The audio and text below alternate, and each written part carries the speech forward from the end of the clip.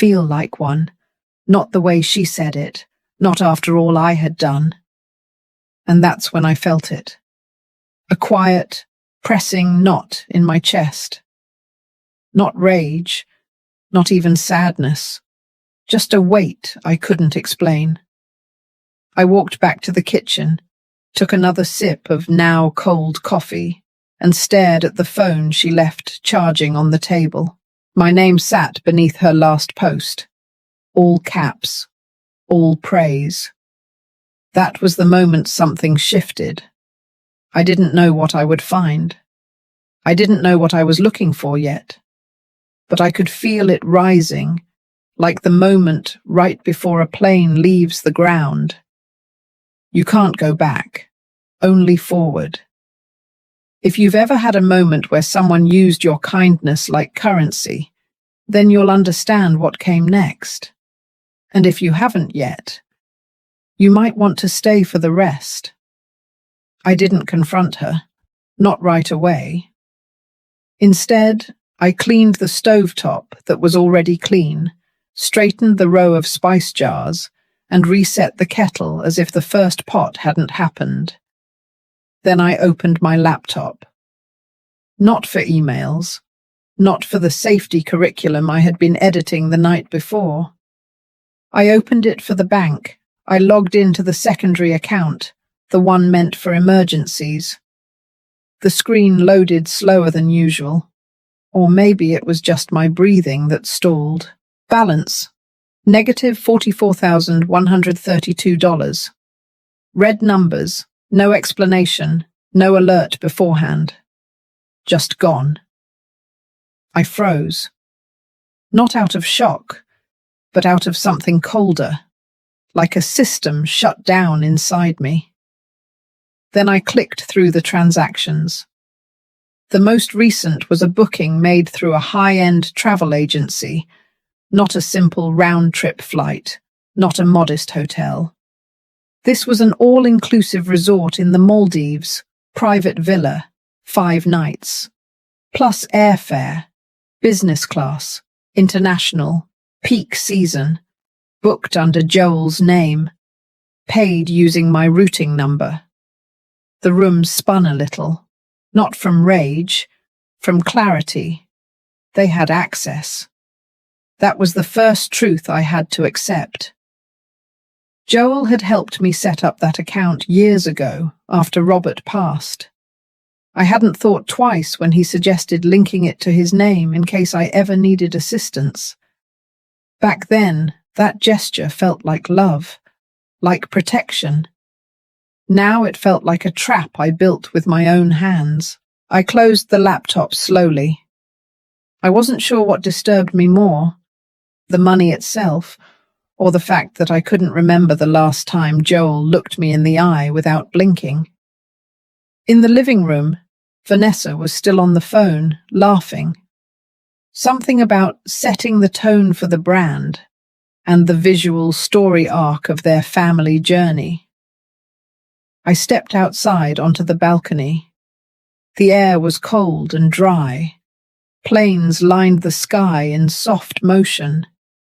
Out there, surrounded by the white noise of turbine hum and wind shear, my thoughts slowed enough to settle. I didn't cry. I didn't even feel humiliated. I felt hollow. They didn't ask. They didn't explain. They just took. And worse, they wrapped it in words like gratitude, in captions and hashtags and curated smiles. They framed it as a gift I gave them willingly. I leaned on the railing, pressing my fingers into the rusting metal edge. There had been signs, moments I brushed off. When Joel avoided talking about work. When Vanessa insisted on tagging me in family photos, I wasn't even in. I mistook all of it for awkward affection, maybe even hope. But this wasn't a mistake. This was calculation. The wind picked up. I turned back inside, closing the sliding door slowly. Vanessa was off the phone now. She smiled at me as if nothing had happened. asked if I wanted tea. I nodded, and as she turned toward the kitchen, I said nothing. Not yet. I sat down at the table and picked up the teacup. It was from a set Robert and I bought on our 25th anniversary. Bone china, hairline crack at the base from when I dropped it years ago, but never had the heart to throw it out. I ran my thumb along the rim, then set it down. This wasn't just about a trip. This was about permission they never asked for, a line they crossed without even glancing back.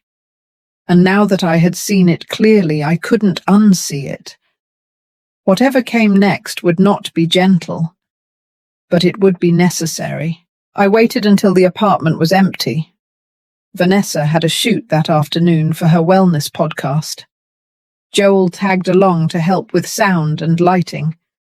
They left around 2, her perfume still hanging in the hallway like something too sweet, too artificial to be trusted. The silence after they closed the door was different. Not peaceful, not lonely. It was sharp, surgical, like the kind of silence you hear in a hangar after a mechanic shuts off every engine and you can finally hear the hum of your own thoughts. I opened the drawer under the bookshelf, pulled out the small fireproof box I hadn't touched in years. Inside, everything still sat where I'd left it. The old USB Joel had configured, the routing documents from the emergency fund, the backup logins, and the file folder labeled with Robert's initials in my handwriting. I wasn't looking for revenge, I was looking for record. That account wasn't some casual slush fund, it was the result of years of structured saving, bonuses I tucked away, travel stipends I never used, a small life insurance payout after Robert died. It was meant to be invisible, quiet. Something for the worst-case scenario I hoped never came. And now, without a word, it had been drained. I powered up the old laptop, the one Joel swore I should retire, but I never had the heart to throw away. It booted slowly, screen flickering once before settling. I logged into the private folder and pulled up the PDFs. Joel's name was right there. He had been listed as secondary signer. He was the one who submitted the digital signature forms.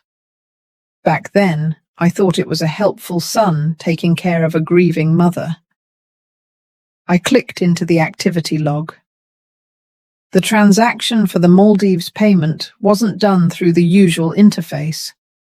It had been pushed through using an internal authorization method, one that bypassed standard alerts.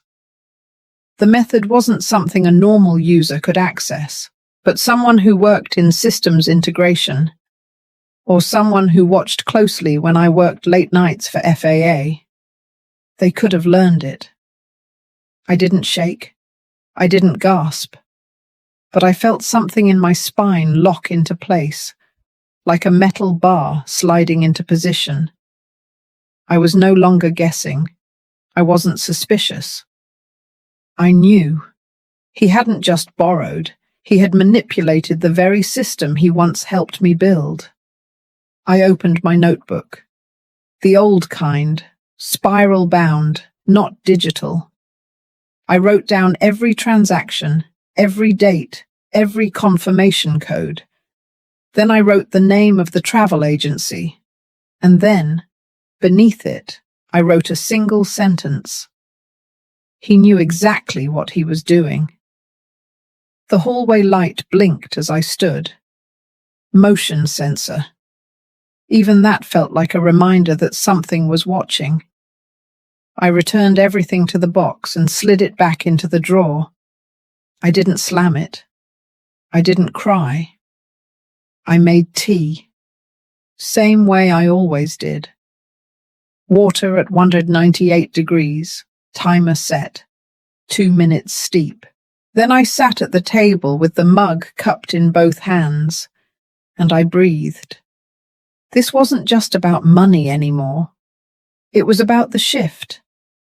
The moment someone you love stops being someone you trust. The invisible line between those two truths. Once it's crossed, there's no going back. And just like that, I knew the rest of the story hadn't even begun yet. 3 days later, they left for the Maldives. Vanessa wheeled out 2 matching aluminum frame suitcases and wore a linen jumpsuit like she was already in a resort catalogue. Joel carried the camera bag and passport folder. He barely made eye contact when he hugged me goodbye. I stood in the doorway, watching their rideshare pull away, wondering if either of them had even considered leaving a note. There was no emergency contact left behind, no check-in plan, just a glossy itinerary and a photo-ready farewell. Once they were gone, I didn't sit down. I walked straight to the second bedroom, the one they called the office, but hadn't used for anything except extra wardrobe space.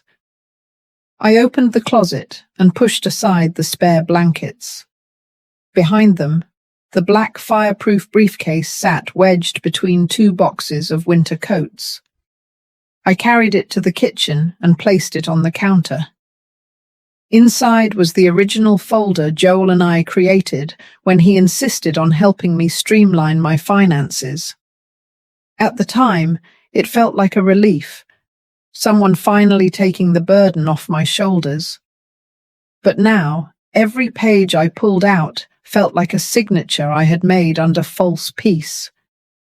One tabbed envelope stood out. It had my full name and social security number printed on it. Inside was a copy of a financial access agreement I didn't remember signing. Not in that form. The signature at the bottom looked like mine, but it was scanned, not original. I knew because the tail of the E in Norwood was slightly curved inward, a quirk I hadn't had in years. I set the document aside. Next, I opened my email. This time, I wasn't just looking for answers. I was looking for backup. There was one person I trusted. Monica. She used to be one of my junior managers at the operations division before she shifted into compliance for a private aviation firm. We hadn't spoken in a while, but she'd always been precise, discreet, and direct. I wrote a short message. No emotion. Just asked if she had time for coffee and a conversation about a potential breach of digital authorization protocols. I didn't explain further. She would understand.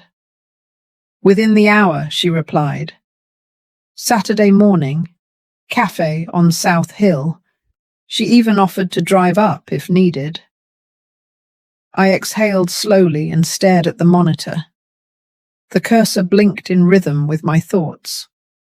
Then I did something I hadn't done in years. I opened the old FAA compliance portal I still had access to as a retired internal consultant. Not to file a report, just to look. The framework Joel used to move money out of my account was eerily similar to a vulnerability we once patched in 2008. It had been flagged during an audit, and I remembered Joel sitting beside me in the office, watching me write the recommendation memo. Back then, he was still in school. Curious. Now, he had weaponized the very thing I taught him to protect. I logged out. The clock on the microwave read 4:13 p.m. I made tea. Not out of habit this time, but to mark the moment. The last time I'd sit still. I pulled out a legal pad and wrote a list.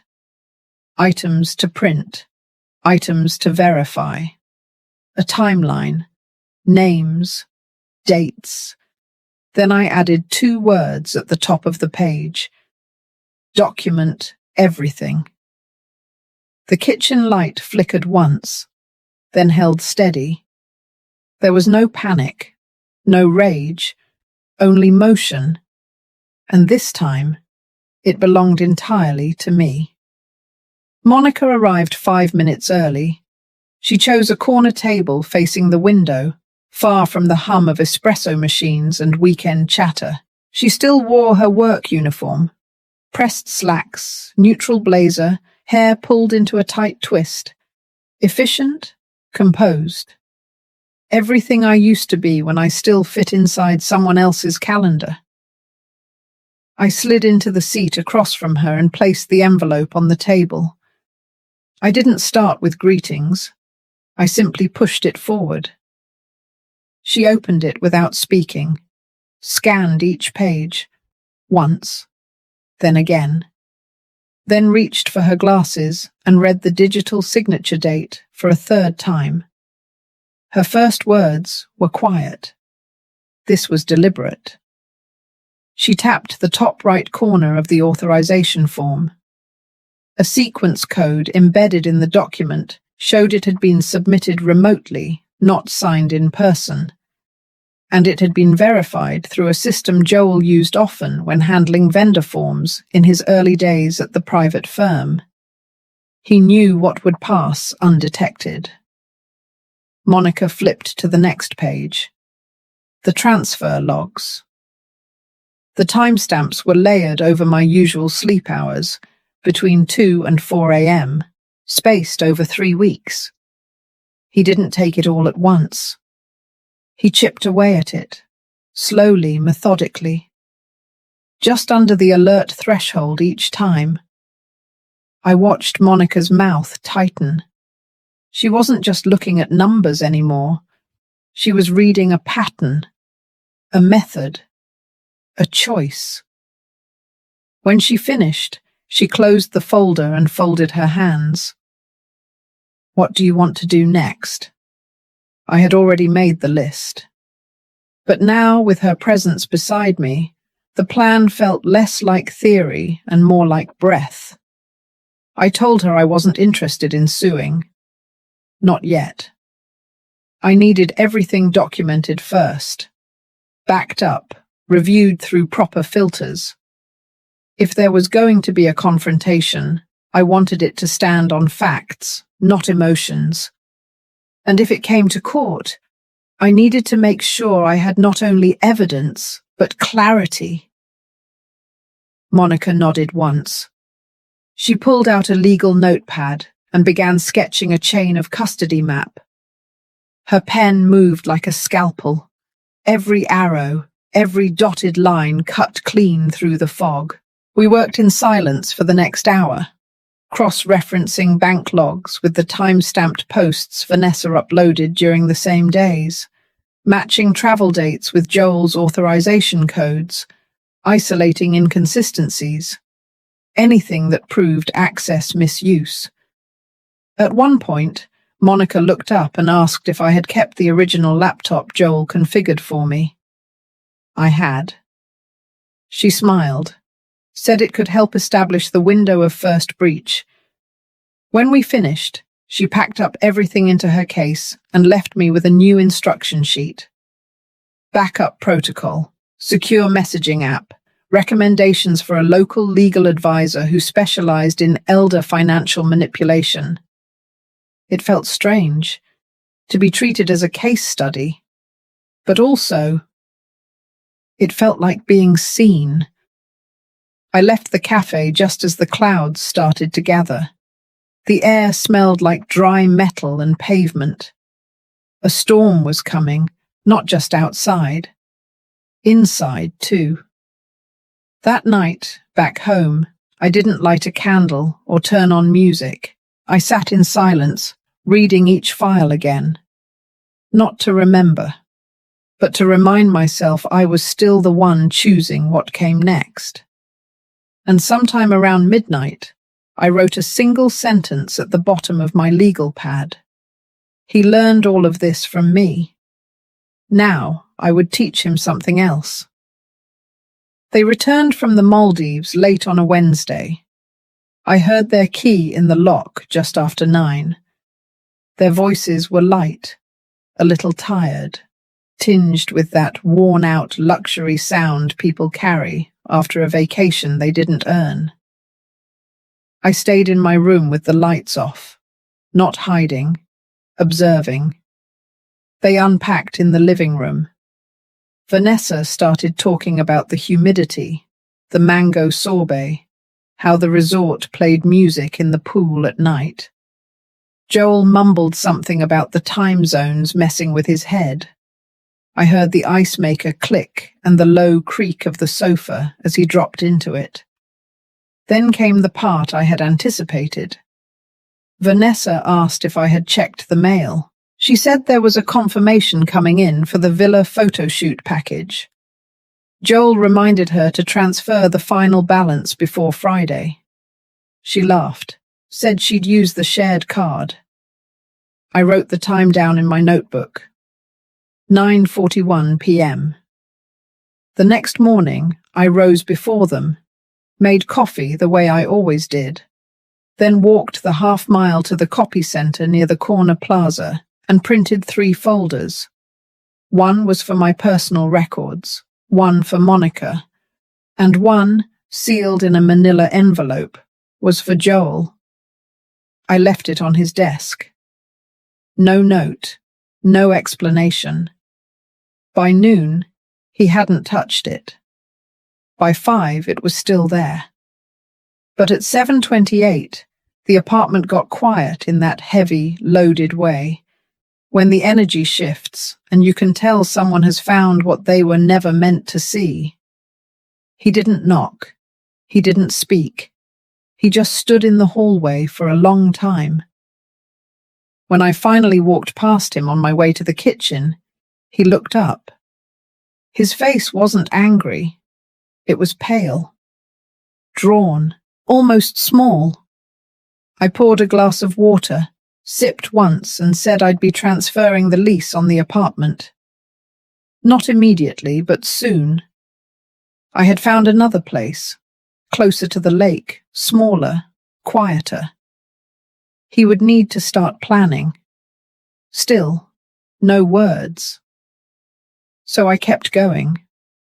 I told him I had spoken to legal counsel, that there were digital logs, signature discrepancies, and financial records showing unauthorized access, that I had not filed formal charges yet, but I would, if anything else disappeared. Then I turned and looked directly at him for the first time since they got back, and I said his name. Once. Calm. Steady. It didn't matter whether he apologized. The damage wasn't just done, it was documented. I walked back to my room, closed the door gently, and left him in the hallway, still holding the envelope like it was radioactive. That night, Vanessa didn't post anything. No yoga photos, no wellness tips, no sunset quotes. And for the first time in months, the apartment felt still. Not peaceful, not yet, but honest. And sometimes, that's where repair has to begin. Not in forgiveness, but in facts no one can run from. The next few days passed with an odd rhythm. Joel stayed quiet, not just with me, but with Vanessa too. I noticed the shift right away. He stopped correcting her in small ways, stopped double-checking her social captions before she posted them. He sat longer in silence, looked at his phone less, slept later. Vanessa tried to carry on like everything was fine. She played her usual role, sharing shots from their trip, posting a story about emotional alignment, then filming herself making turmeric tea in a silk robe. But even that started to feel forced. The comments on her posts dropped off. A few followers asked about the trip. 1 or 2 hinted at something being off. She brushed it off, of course. Vanessa was skilled at ignoring what didn't serve her. But one afternoon, I heard her raise her voice behind the door. It was muffled, but the edge was there.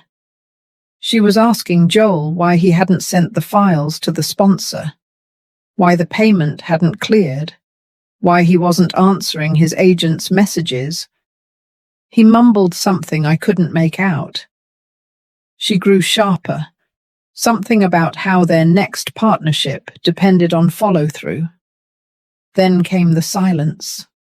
Not just the pause between words, the kind of silence that settles into walls and furniture and breath. I stayed in my room, not to hide, but to let it all land without me. That evening, I made a call. I reserved the small apartment by the lake. It was on the second floor of a modest complex owned by a retired engineer and his wife. No frills, just clean wood floors, an eastern-facing window, and enough space for one person who no longer needed to prove anything to anyone. I set the move-in date for the 1st of the month. When I returned to the apartment, Joel was sitting at the table, the same folder open in front of him. The documents were laid out neatly, as if he had been trying to memorize them. He didn't look up when I walked in. He just asked if I hated him. I said nothing, not out of cruelty, but because the question didn't deserve an answer. I walked past him to the cabinet, poured myself water, and returned to my room. Later that night, I heard the sound of drawers opening, soft footsteps, packing. He was preparing for something. I didn't ask what. The next morning, a note sat on the counter. Joel had gone to stay at a friend's house for a while. He didn't say how long, just that he needed space. Vanessa didn't mention it once. She continued filming, cooking, curating. But I noticed her posting less. Her energy dimmed, even under ring lights. And me? I began sorting through the boxes I had put off for years, the things Robert and I kept, the letters from colleagues, the journals I'd started and never finished. Each object had weight, but none of it felt heavy anymore. There was nothing to mourn now, only things to release. I didn't rush, but every hour, every drawer cleared, felt like a quiet declaration. I wasn't just leaving, I was choosing what not to carry forward. And that somehow felt more powerful than anything I could say out loud. 2 days before my official move-out date, Vanessa knocked on my bedroom door. It was the first time she had done that since they returned from the trip. Her voice was soft, calculated. She asked if I had a minute. I didn't answer right away, but I opened the door. She stood there in her pale robe, barefoot, one hand holding her phone, the other clutching the edge of the sleeve like it might anchor her to something real. Her face was different, less polished, like she'd run out of filters, both digital and emotional. She stepped into the room without waiting for an invitation, looked around as if she were seeing it for the first time. Then, with a tight breath, she said she knew about the folder. She said Joel had told her everything. She paused, then added, "Not everything, but enough." I sat on the edge of the bed and waited. Vanessa looked at me for a long time before speaking again. She said she didn't know the details of what Joel had done, and that she didn't want to. But she admitted she had noticed the way money flowed, how things always got covered without questions.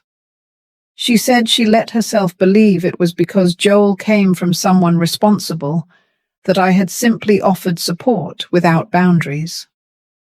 I listened, and for the first time, I believed she wasn't acting, not fully. Then she told me something I hadn't expected. She said they had pitched a brand partnership using the Maldives trip. It had been approved with a hefty advance. The entire vacation had doubled as content creation, and the payment had been sent directly to their joint account 2 days ago.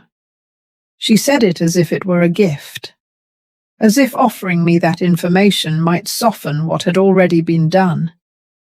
I looked at her and said I didn't want the money, not a cent.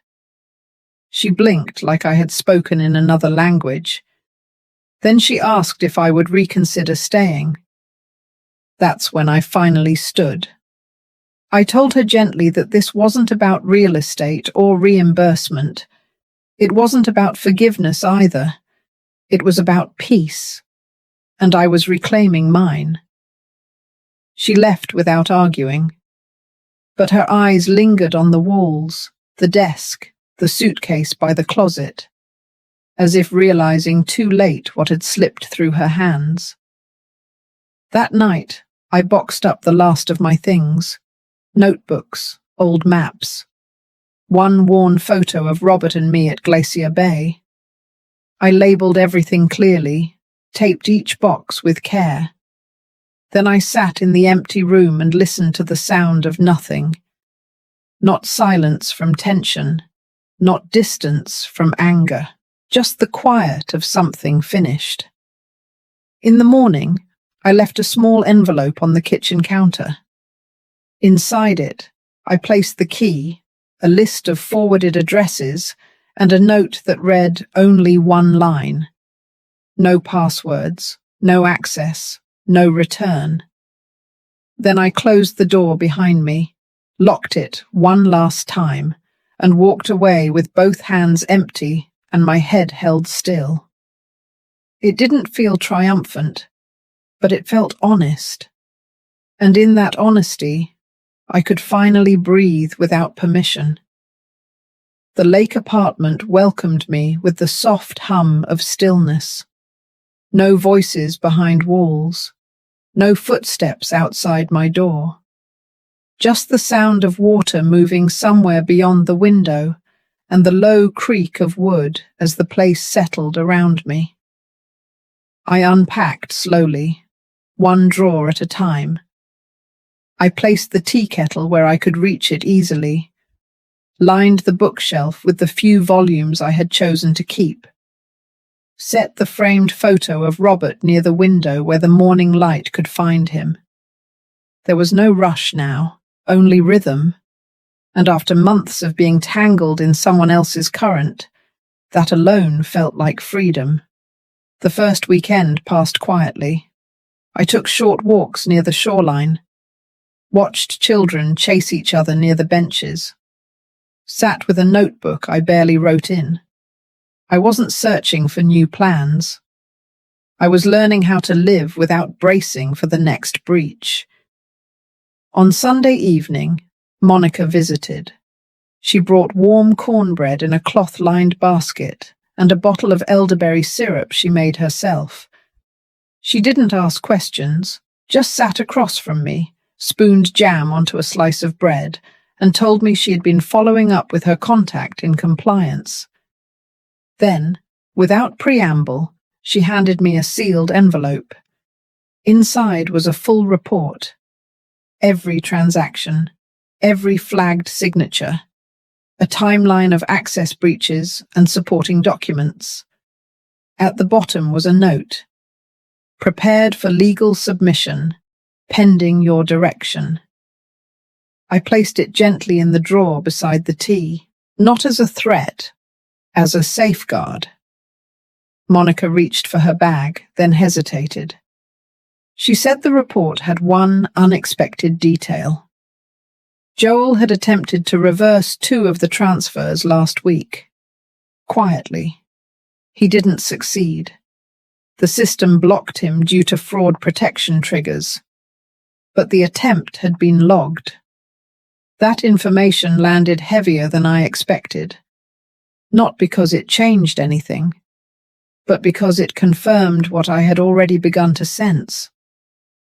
Joel was unraveling, not loudly, not destructively, but in the quiet, shameful way that happens when consequences arrive with no audience. After Monica left, I sat on the porch as the sun dipped low. Birds wheeled across the lake, and the wind moved through the trees without resistance. For the first time in a long while, I allowed myself to feel the weight of what had been lost. Not just the money, not just the trust, but the version of motherhood I had clung to for far too long. The one where love meant endless forgiveness. The one where sacrifice meant safety. The one where my absence of boundaries was mistaken for strength. That night, I wrote a letter, not to send, but to write. I told Joel I loved the boy he used to be, the one who built model planes with his father, the one who brought me pressed flowers when I was too tired to cook. But I also told him I didn't know the man he had chosen to become, and that until he chose to face himself, I could no longer meet him halfway. I signed it with my full name. Not Mum, not Mother, just me. Then I folded the letter and placed it in the same drawer as the report. There was nothing vengeful in my heart, only clarity, and that, I realized, was the rarest form of peace. 3 weeks passed without a single message. No calls, no emails, no sudden knocks on my door. It was as if the world I had left behind quietly agreed to stay behind. I spent my mornings reading and watering the small rosemary plant on the windowsill. I cooked simple meals. I started journaling again, not for anyone else, just to hear my thoughts in my own words. And then, on a grey Tuesday afternoon, a letter arrived. The envelope was plain, no return address, just my name written in Joel's familiar hand. I sat with it for several minutes before opening it, not because I was afraid of what it might say, but because I wanted to open it with a clear head, not a wounded heart. The letter was brief. Joel wrote that he had been thinking a lot. He said he didn't know how to make up for what he did, or if that was even possible.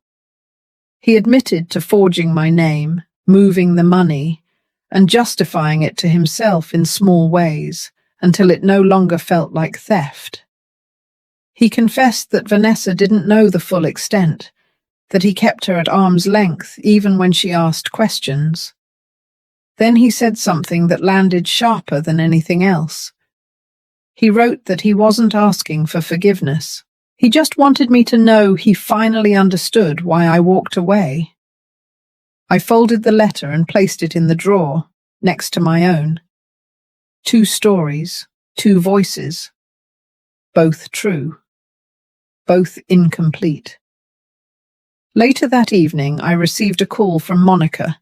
She had spoken with her contact at the firm Joel used to work for, quietly off the record. Joel had stepped away from several freelance accounts. No announcement, no drama, just slowly untangling himself from the structures he used to control. Monica said something that stayed with me long after the call ended. She said some people learn from loss only when there's nothing left to explain it away. That night, I didn't feel proud or vindicated. I felt quiet. And in that quiet, I finally saw what this had all become. Not a fall from grace, but a shedding. The roles I had clung to for decades, mother, provider, protector, had cracked under pressure. What remained wasn't weakness. It was something clearer, the version of me who could look in the mirror and no longer feel guilty for choosing peace. 2 days later, I packed a small tote and drove north. Not far, just a short coastal stretch, where the trees opened to sea cliffs and walking paths curved like soft questions waiting for answers. I stayed in a modest guest house, spent the mornings watching seabirds dive into grey-blue water, afternoons writing short entries in my journal, reflections more than memories. There was no rush to return, nothing pulling me back with urgency. For the first time in years, I felt no tension in my chest. No need to explain myself, no silent hope for someone to see my pain and name it worthy.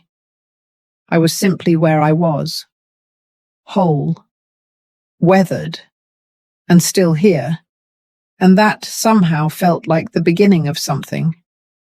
Not a new story, but a deeper chapter I had been waiting to live all along. It was late autumn when I returned to the lake apartment. The trees had already shed most of their leaves, leaving behind bare branches that stretched into the grey sky, like quiet reminders of everything that must fall away before spring. I let myself in, dropped my bag by the door, and stood in the stillness. The place had a scent I had grown to associate with peace: cedar, faint coffee grounds, and the gentle echo of my own breathing. The folder was still in the drawer. So was the letter I had written, and Joel's response. I didn't take them out. I didn't need to. That chapter no longer required rereading. Instead, I opened the window just enough to let the cool air drift in. I wrapped myself in a blanket, sat at the small table by the window, and watched the water ripple under soft wind. It was a quiet kind of contentment. No crescendo, just presence. The next morning, I walked to the co-op grocery store a few blocks away. The cashier remembered me. She smiled, asked if I had been out of town. I said yes, but now I was back for a while, maybe longer. She handed me a flyer for a local skills-sharing group. Seniors teaching each other the basics of budgeting, tech literacy, and navigating insurance. I tucked it into my pocket without thinking much. That night, I found it again while unpacking. I stared at the paper for a long time. Then I picked up the phone and called the number at the bottom. The woman who answered sounded around my age. She said they met twice a month in the library annex. I told her I used to work in compliance. She paused, then laughed softly, said that made me a rare gem. 2 weeks later, I was sitting at a round table with 5 other women and one quiet man named Will. They were kind, not nosy. They spoke openly about their frustrations with Medicare, confusing digital forms, even children who pushed too hard for power of attorney. I didn't tell them everything, but I told them enough. I talked about what it meant to love someone who crossed a line, about setting boundaries too late, about learning to say no without explaining the whole story. No one interrupted, no one minimized. When I finished, one woman nodded and said softly, "You kept your dignity. That's no small thing." After the session, I stayed back to help stack chairs. Will offered to carry the box of leftover forms to my car. As we walked, he asked if I was planning to come back next time. I said I was, and I meant it. That night, as I stood brushing my teeth, I caught my reflection in the bathroom mirror. My hair had silvered more in the last year. My eyes somehow looked clearer. I didn't see a woman who had lost something. I saw a woman who had finally stopped giving herself away. And in that quiet truth, I closed the light and went to bed. No ghosts followed, no voices lingered, just breath and rest, and the still rhythm of a life no longer shared with betrayal. The winter that followed was the quietest season I had known in years. Snow came late, soft and thin, brushing rooftops without burden. I spent most mornings watching it melt along the edge of the lake, forming silent pathways down the rocks, like time slipping away without fuss. I didn't hear from Joel again. There were no follow-up letters, no calls, no surprises. And I didn't wait for any. It wasn't about cutting him off. It was about no longer anchoring my peace to his learning curve. I had done what I could, given what I had. And now I chose to move forward, but without reopening wounds, to prove they mattered. The group at the library invited me to speak at a public meeting one Saturday in February. The topic was financial boundaries between parents and adult children. I prepared my notes, kept them simple, practical, not emotional. But when I stood at that podium, looking at the dozen or so faces, some worn by life, others tight with unspoken grief, I let the pages fall to the side. I spoke from memory, about trust, about self-worth, about how generosity, when unguarded, can blur into permission for others to take what was never theirs. When I finished, a woman in the second row wiped her eyes and whispered thank you, and that alone was enough. That night, I walked home under a sky full of stars. No noise, no weight, only the soft sound of snow under my boots and the quiet certainty that I had come through something, not broken, not bitter, just awake. The apartment glowed warm when I returned. I made tea, curled up in the chair by the window and looked out across the lake, where the water had begun to thaw at the edges.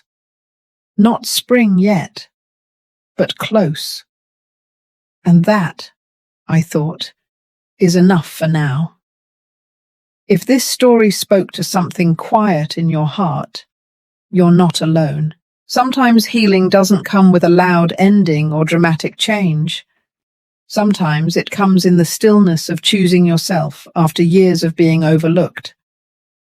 If you've ever had to walk away to find peace, I hope this story reminded you that dignity is not about pride. It's about remembering your worth. If you're still carrying the weight of silence, maybe today is the day you set it down. Thank you for listening, and take gentle care of yourself.